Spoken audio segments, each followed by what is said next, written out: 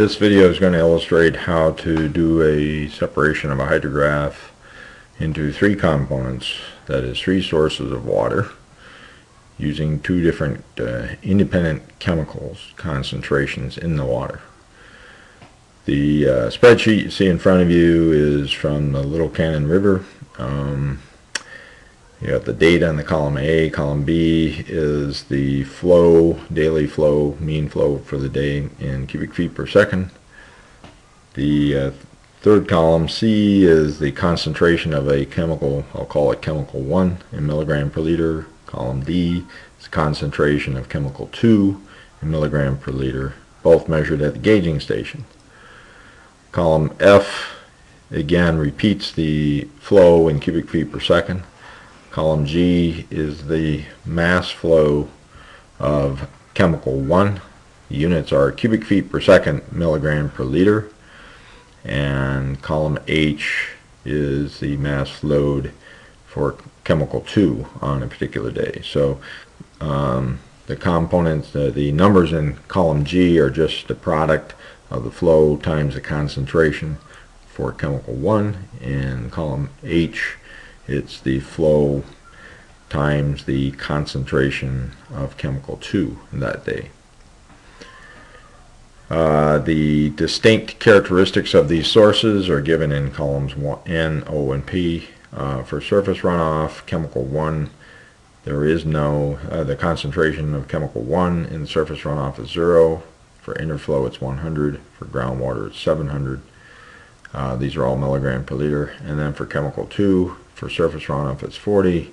Interflow, it's 10. And groundwater, it's 1. It's important that these sources concentrations all be independent of each other so that the separation can be made unambiguous.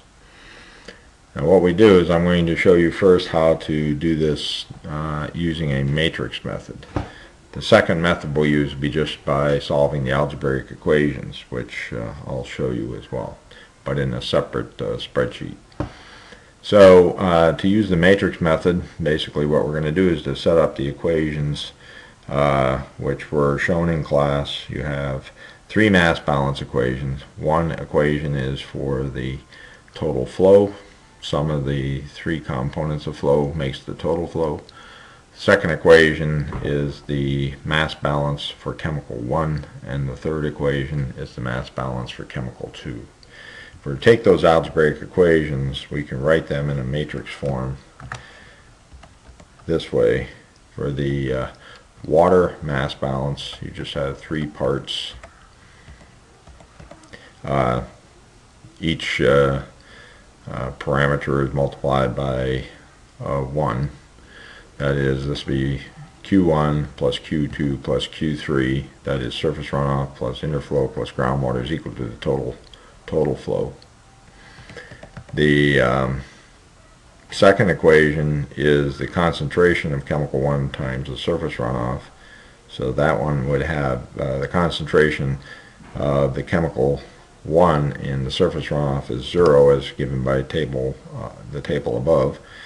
The concentration of chemical 1 in the interflow is 100, and the concentration of chemical 1 in the groundwater is 700. So that makes that. And then the third one would be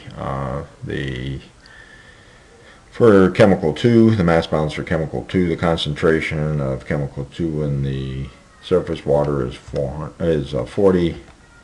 Chemical concentration in the interflow is 10, and the chemical concentration in the groundwater is 1. This matrix would be multiplied by Q1, Q2, Q3. If you were to, so this is a vector that you basically multiply by this matrix. I'll color this. This is a matrix. That matrix, 3 by 3 matrix multiplied by this 1 by 3 vector, it'll give you the mass balance equations which I showed in class. First equation would be Q1 plus Q2 is plus Q3 is equal to QT. Actually, what I could do over here is I could put the right hand side of the equations, which would we'll color in blue. This will just be what we'll call QT, total flow. It's just what's measured at the gauging station. This one would be C subscript T times Q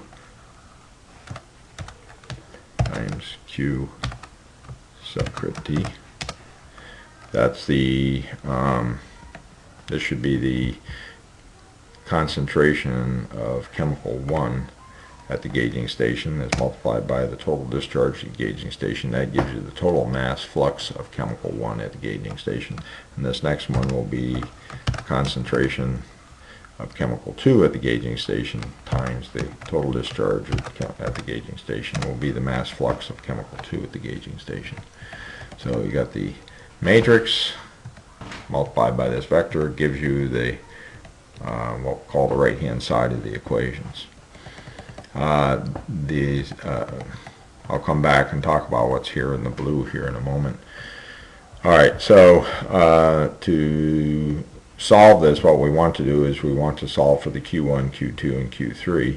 We can do that by taking this matrix, 3 by 3 matrix, and inverting it and multiplying it by the right hand side. The thing that's known here is you know the values on the right hand side because we know the total discharge, we know the concentration in the total discharge for chemical 1, and we know the concentration for chemical 2 in the discharge. So on any given day we know those 3 numbers. These 9 numbers in this matrix are invariant. They stay the same all the time as long as the source concentrations remain constant. So what we want to do is to determine on every day what the values here in this yellow vector are. So each day we'll have new values of the number, these 3 numbers that are in the blue vector. And I'll refer to what those are here in a moment. Okay, so to do this solution we need to invert the matrix. Matrix inverse we can do by just highlighting a 3 by 3 area that's 9 cells, typing in minverse, and open a parenthesis, and we're going to be doing N8 to P10. Okay, so we've chosen the part that just got outlined in the blue box. You then hit Control Shift Enter key simultaneously. When you do that, that gives us the inverse of the matrix. Okay, so this right here is the inverse of the matrix A above. That inverse is going to be multiplied by that column vector, the blue column vector that's right here. When you do that, you'll get the values of Q1, Q2, Q3 for any given set of these values. This inverse matrix doesn't change from day to day because this array of concentrations remains constant for all time. We assume that that's the case. If that weren't the case, we would need to modify these. Let's say if the groundwater concentration were somehow varying over time, we could account for that, but that would cause this matrix to have different values on different days. Alright, so the numbers that are here in the blue vector are actually arranged not in a vertical array, but in a horizontal array for each day. And I'll highlight that. So for the first day, the array QT is 50.415 or 416. The C1T times QT is 22,950, and the C2T times QT is 261.64. To multiply the, what I'll do is I'll highlight this. We'll make it orange. To multiply the orange vector array times this blue array, we need to do some transposition because otherwise we'll get an error. Otherwise we'd arrange these numbers in a column vector as we see here, and then it would be easy, but it just messes up the spreadsheet to do that. So what we do is I'm going to put my answers for those flows to the three different sources: surface runoff, interflow, and groundwater, and horizontal column or horizontal vector, so that we then have the date associated with each one of these. And what we do is we use the command. We're going to use the matrix multiply command. So I'm going to multiply the matrix A minus 1, which is that orange matrix, times the blue vector.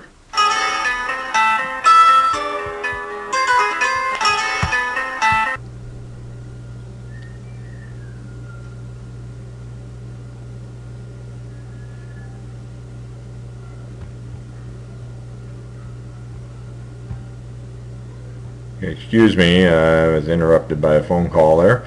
So what I'm going to do is I'm going to multiply the orange matrix times the blue vector, which is horizontal. And to do that, we need to do what's called a transpose. So if you just follow this direction, it'll be very easy. And here we're transposing the result of the matrix multiplication. So mmult is the command, mmult, and we have to put an array in there. The first array is the matrix, the orange matrix, which is N13 to P15, and then we're multiplying this by the transpose of F3. Oh, just a moment. Okay, we have to put a dollar sign on this one, because otherwise if we try to copy and paste to do all of them rather than doing one at a time, we'll have a problem. So it's got to use always the matrix, the orange matrix, and I'm right now specifying that it'll always use that same matrix. Okay, we're multiplying that by the transpose of F3 to H3. So you see that it outlines the we put in 3 parens at the end, and we hit Control Shift Enter, and we get an answer. And it says that for that first day, the flow for surface runoff is the surface runoff makes up 0.916 cubic feet per second of the flow. Interflow makes up 19.5 cubic feet per second of the interflow, and groundwater makes up 30 cubic feet per second of the interflow. Now we just basically repeat those calculations without retyping everything by just copying and then just going in and pasting. So let's carry this down to this point, hit Control V, and that'll just put it in. So we can see that the surface runoff, the groundwater, and so on are changing in this way. So the surface runoff is increasing, and then it decreases. Groundwater is decreasing kind of steadily. Interflow is decreasing steadily. And you know, we could take these individual values and we could plot them versus the date, which is in the very first column of the numbers. Alright, so that's how you can use this matrix approach to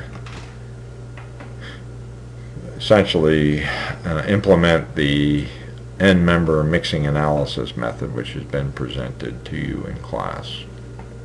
That ends this video. The next one will actually show you how to use the algebraic equations, which will be given in detail, posted in detail on the website.